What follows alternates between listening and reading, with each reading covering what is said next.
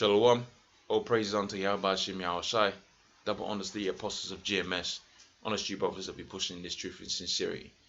Now what I've got here is an article proving the precept that you got here, the scripture that you got here. And I'm going to read the precept first.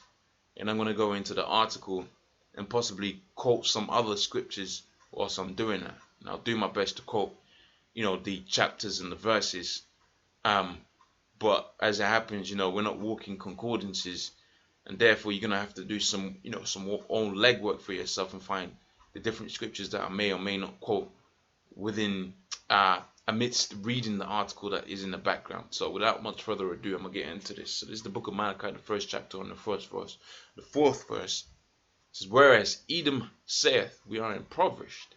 Okay, what does the word impoverished means? It means, it comes from the root word poverty. So it means impoverished, talking about the whole nation in poverty with a lack of resources and so on and so forth. So this is what Edom says, which is the so-called white man in the nation of the so-called white people. But it goes deeper than that. It's not just about a color thing. All right. If you're an Edomite, your lineage goes back to the man Esau.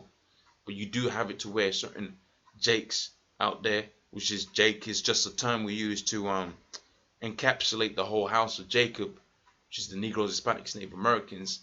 They were dispersed throughout the four corners of the earth, pursuant to the book of Deuteronomy, the 28th chapter, on the 64th verse, and scriptures alike, to where you're going to have some of the house of Jacob looking like the other nations. Okay, those are not Edomites, contrary to what the common consensus will have you believe. All right, it says, "And we will build the desolate places, thus saith the Lord of hosts, they shall build." Okay. And that's the notion that the Lord pushed forth out there. They're gonna build, all right. These dudes is gonna have their bricks and their mortar, right? Build their palatial palaces, build their mansions, build their skyscrapers. Okay, the Most High allowed you to do that. In fact, the scripture says this.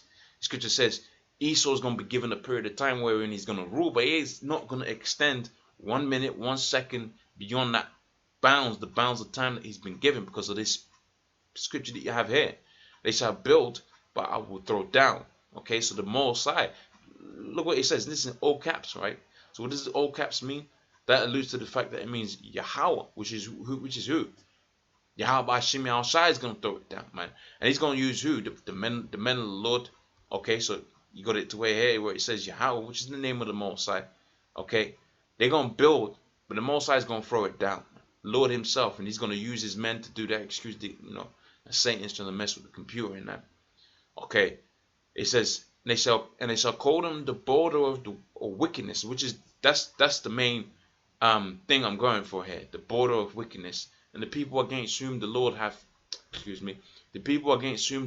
indignation for forever. Okay, so the border of wickedness. Let's get into the article right here. Okay, it says why NATO has become one of the most destructive forces on the planet. Now, you might as well just reference the scripture right there. Now. Yeah, say it, man. What can you do? Anyway, you might as well just quote the scripture right there in there, because that's exactly what we're going to get into right here. Okay, it says originally appeared in alternate.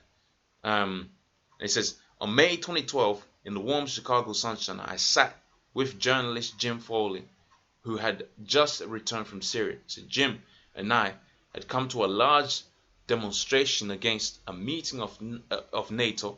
Okay, it says war reporting in Afghanistan, Libya, and Syria had not been easy on Jim, who was an easygoing man. He says you can't get Afghan people you can't get what the Afghan people think. He said when you travel with U.S. troops and rely upon U.S. military translators.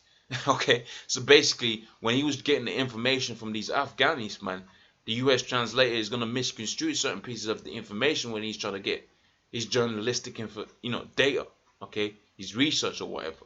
It says nearby sat a group of Afghanistan and Iraq war veterans who had planned to return their medals to their commander.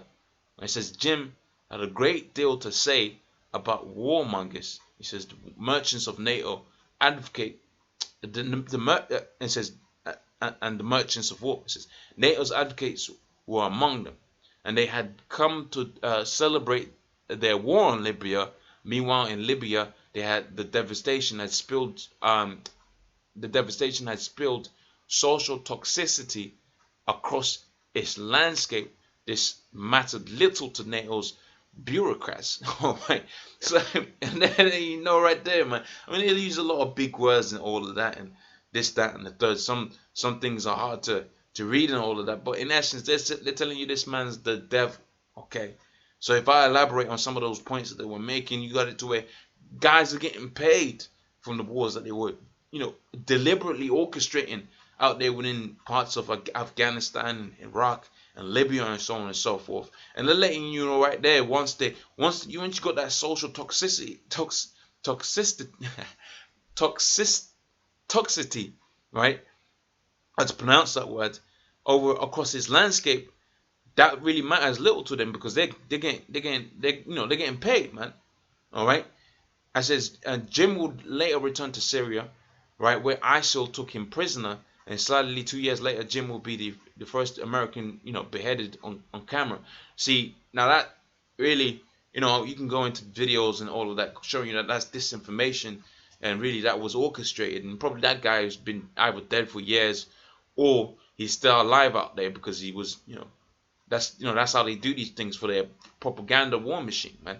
And it says, and he was but the information that you're getting out here is 100%, because these warmongers and so on and so forth, they're the ones cashing in, and they care very little about the destructive force that they push forth out there.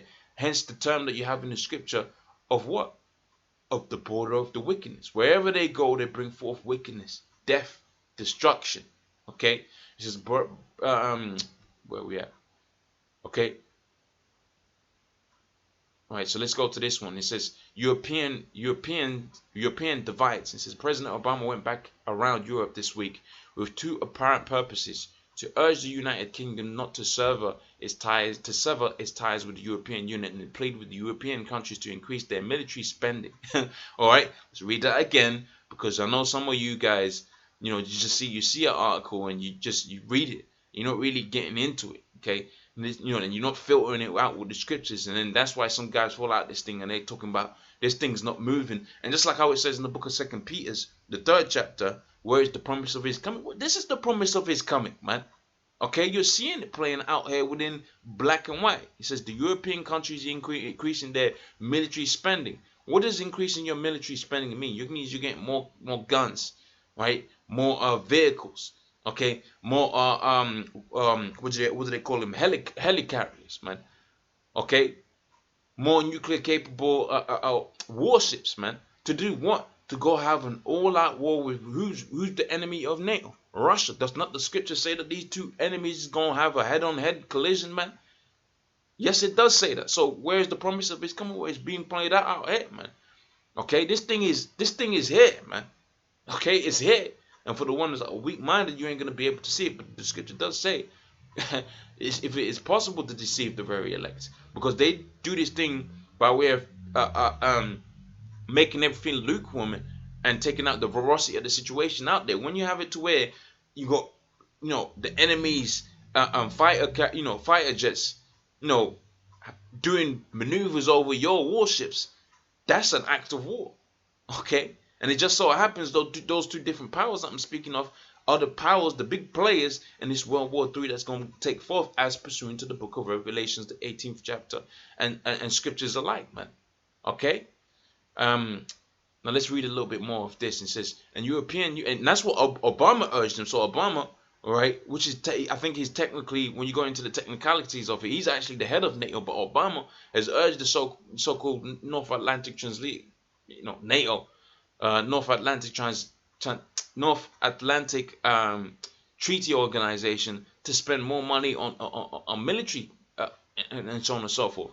All right, and why would he ask that? Why would he ask that? Because you got it to where around the Baltic Sea, which is neighboring Russia. Okay, you got it to where the armies of the U.S. are spread across there. Okay, so NATO boosting up them forces. Spending more money on military is going to automatically boost up their military presence within that region.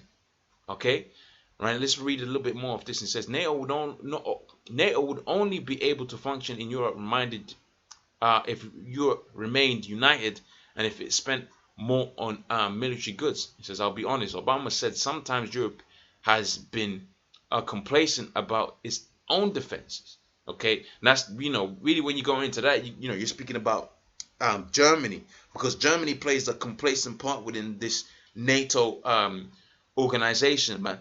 All right, they played, they kind of play the back strings and the bass and the drums and so on and so forth. They're not really playing lead on it, but they're gonna be a major factor and a major decider of what's really going on in NATO, man. Okay, because they could have bailed out the Greeks and you could bailed out some of Spain and all of the turmoil that's going on up in there. But that all goes back onto prophecy, right? What does the prophet say? If Satan's house be divided up against himself, how shall he stand? So you got to where they got their at odds at once again against each other. Namely, they ain't really helping each other out. So guess what, man? His house ain't gonna stand. All right. He says Europe is in rife with political conflict. He says Southern Europe economies. That's the spirit, because I just spoke about that. All right. Southern European economies continue to splutter along fumes. It says the defeat of the Grexit, the Greece departure from the euro is temporary. Okay. And it says when the pain of austerity rises once again, the politics of the exit of Europe will return. It says in Spain there is no government as the conservatives refuse to give up power on the anti-austerity bloc in the parliament.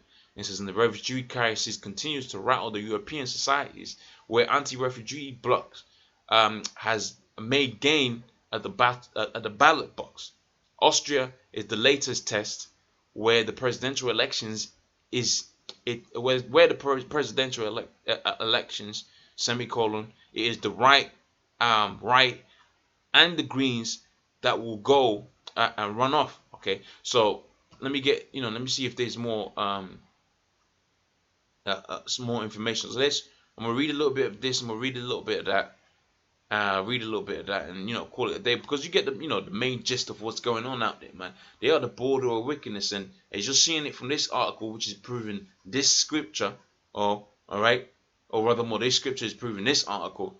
You're seeing it to where the prophecies are being manifest, and you're seeing this man really for his true nature, being the destructive force, being the border of wickedness wherever he goes. Okay, it says Afghanistan. When NATO entered into Afghanistan in 2001, a decisive victory seemed imminent. It says Al Qaeda fled the country, and the Taliban fighters threw off their guns and went amongst the population. It says the elections followed, and all seemed over. It says as the winter snows receded in 2002, the Taliban returned, and each spring they come back stronger and more determined to defeat their adversaries. All right. It says this year there's no exception. It says the head of the International Committee of the Red Cross, John Nicholas Marty, says that 2016 has already shown the highest number of civilian casualties, 30% higher than last year. It says opium cultivation has grown, because as soon as Esau went up in there, he had control over the opium and so on and so forth. It says opium cultivation has grown. It says Afghanistan now ranks as the second highest refugee exporter of Europe, man. Okay, so all of that, if they're the second, if Syria was the first, of which I'm assuming it probably is at this stage, okay, if Afghanistan is the second, why is there turmoil over there more? They didn't have no turmoil before NATO went in there. They weren't the highest exporter of refugees before NATO went in there. So by direct deduction, who's the person causing all of this havoc, man? Okay, these are questions that you need to ask yourself. When you do, the scriptures become clearer and clearer and clearer, man. Okay, let's read a little bit of this. It says Eastern Europe. It says perhaps NATO's most striking disaster has been its confident march eastward. One of the deals conducts by the West and Soviet that bears consideration is around the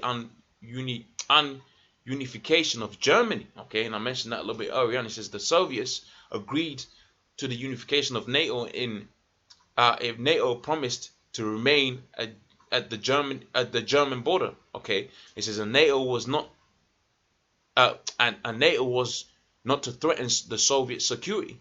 That agreement was broken sharply. It says NATO began to absorb Eastern Europe states and pledge economic benefits for integration into military alliance. So, contrary to what I mentioned earlier, that's not quite what I said. Reading from this article, what I get is they had an agreement to where they was going to stay at the no further than the German borders, but NATO from what I'm reading has absorbed these different states like Lithuania, Latvia, all right, and if you check out where NATO and U.S. army bases right now within that region are, they're in those countries that I've mentioned, man. So basically, they're pushing what? They're pushing more eastward, okay, in the direction of Russia. It says, and NATO began to absorb Eastern European states and pledge to economic benefits of integration into a military alliance. This is a weak Russia in the 1990s did little to complain. It watched the NATO bomb the Balkans in 1999 in a war that public relations cope for Europe. It says, which suppressed its own role in stoking Croatia, Slovenia, secessionism. It says to dissolve Yugoslavia, as the European Union's Bandita Commission had promised in 1991. It says missile defense shields and memberships to the Baltic states poked Moscow's eyes. It says Ukraine's conflict the Ukraine conflict is a direct product of NATO's expansion eastward. Let's read it again. The Ukraine conflict, which is what you had with, which is where let's not forget now, because we got this thing of Russian aggression. Okay, this is where that Russian aggression stems from. It actually stems from NATO. Okay, it says the Ukraine's conflict is a direct product of NATO's expansion, eastward. And it says now Americans F-22 Raptors fly to Romania while the USS Donald Cook slipped into the Baltic Sea towards Russian waters. Okay, again, let's bring out this precept again. Right, the border of wickedness, the people against whom the Lord has indignation forever, man, ever expanding where they should not be, man. In fact, the scripture says that way, that they were going to do that, man. All right, so like I said, I'll read a little bit more. This is a good article, man. There's a lot of points in there. Some of these things you're gonna have to extrapolate upon, because I can kind of read it and you can see I can come think of another article that corroborates with that. Whatever piece of information that is. But if it's flying over your head, then maybe you should pause the video and search out whatever sentence is flying above your head, and then when you read that, you're gonna find your own information, and you're gonna push that forth, man. And that's how you have a community that's building, man. And we ain't talking about no community building amidst the enslavement that we're in. I'm talking about building the house of Israel, man, the house of David out here, man. Okay, all right, now let's read this last bit. It says Libya. NATO dashed into Libyan conflict with the imprimatur, right? Don't know how to pronounce the word. That's the first time I read that. Okay, of the UN resolution 1973. It says it far exceeded its mandate to protect civilians by going for the regime change. It says it would later refuse to allow any international investigation, all right, even by the UN, of its bombing in Libya, man. Okay, now I'm not, like I said, you can find this article out for yourself and read it for yourself, and you're gonna find some good information in there. But the point I was going for is pretty much being made, and you're seeing just a few examples, because this is just dealing with because this is the Russian insider. They're just dealing with the stuff there that directly affects them. When you really go into the nitty gritties of this, you can find out that Israel did the same thing out there within the interiors, Africa, right? Within China, because they had this thing about the islands that the Chinese would sort of protect them because they had vested interest in there. Won't be surprised if they found some oil there or something like that. So that's the way of this man. He ever expands his borders and spreading that wickedness, spreading that death. Okay, because he goes in there, right, and he promotes democracy, he promotes homosexuality, he promotes everything contrary to the scriptures. Okay, that's why he's known as the border of the wickedness. Okay, so with that, I'm gonna say all praise unto Yahweh Bashim Yahushua. I'm gonna say double honors to the apostles of GMS and honest you brothers that be pushing this truth in sincerity. Shalom.